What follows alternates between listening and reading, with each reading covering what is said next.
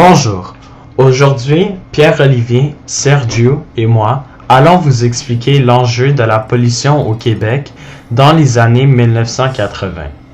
Premièrement, au début des années 1980, le Québec va commencer à prendre conscience des problèmes environnementaux. Voici quelques exemples. Les pluies acides, la couche d'ozone, les déversements des produits chimiques et aussi la pollution de l'air. Les organismes écologiques vont commencer à faire des revendications pour pas que l'enjeu s'empire, notamment en mettant en garde et dénonçant les projets qui affectent l'environnement et le mode de vie des gens. Leurs actions vont pousser le gouvernement à intervenir, comme va vous expliquer Sergio plus tard. En résumé, voici en ordre chronologique les événements marquants. En 1978, le Bureau d'audience publique sur l'environnement est créé, qui propose des solutions environnementales au gouvernement. En 1979, c'est la création du ministère de l'Environnement du Québec.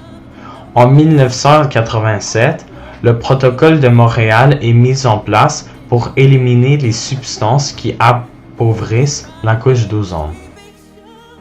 Le rôle de l'État.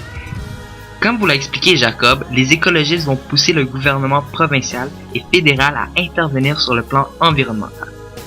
Le gouvernement du Québec va alors mettre sur pied le Bureau d'audience publique sur l'environnement surnommé BAPE, qui aura le mandat d'informer et consulter la population sur les projets de développement qui pourraient avoir des impacts sur l'environnement et leur milieu de vie.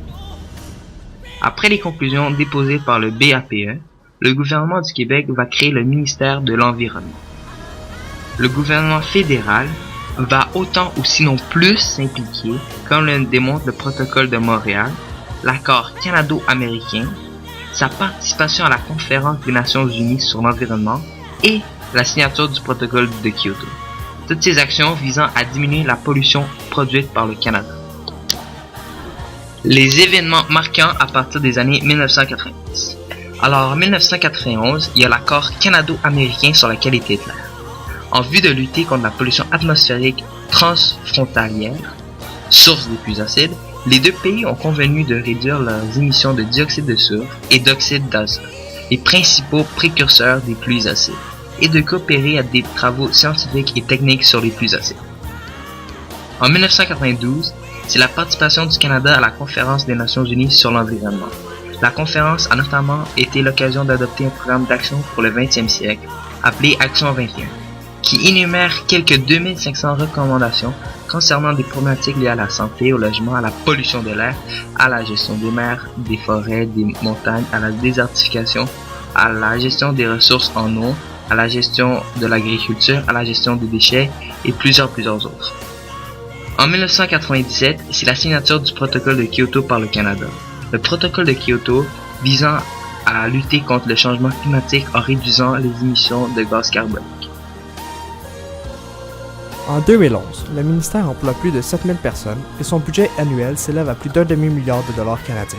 Le mandat du ministère de l'Environnement consiste en plusieurs tâches, telles que préserver et améliorer la qualité de l'environnement naturel, conserver les ressources renouvelables du Canada, conserver et protéger les ressources d'eau du Canada, prévoir les conditions et les avertissements météorologiques quotidiens, fournir des renseignements météorologiques détaillés à l'ensemble du Canada, appliquer la législation sur les eaux limitrophes et coordonner les politiques et les programmes environnementaux au nom du gouvernement fédéral. Donc, en résumé, le travail du ministère de l'Environnement se résume aux prévisions, aux activités scientifiques telles que la recherche, à l'exécution de la loi et à la promotion de l'environnement. De plus, le ministère de l'Environnement du Canada est séparé en plusieurs principales composantes, telles que Parc Canada, Service canadien de la faune, Service météorologique du Canada, Centre météorologique canadien et Service canadien des glaces.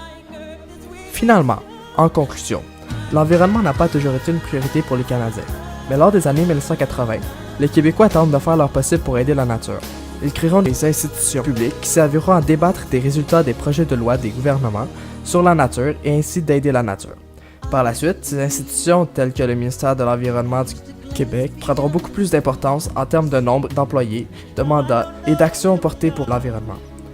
Pour ce qui est du BAPE, il est encore en place et étudie tous les projets de loi gouvernementaux afin de pouvoir évaluer leurs effets sur l'environnement et les populations environnantes. Il y a encore aussi beaucoup d'organismes non gouvernementaux tels que Greenpeace et bien d'autres qui militent pour le respect de l'environnement.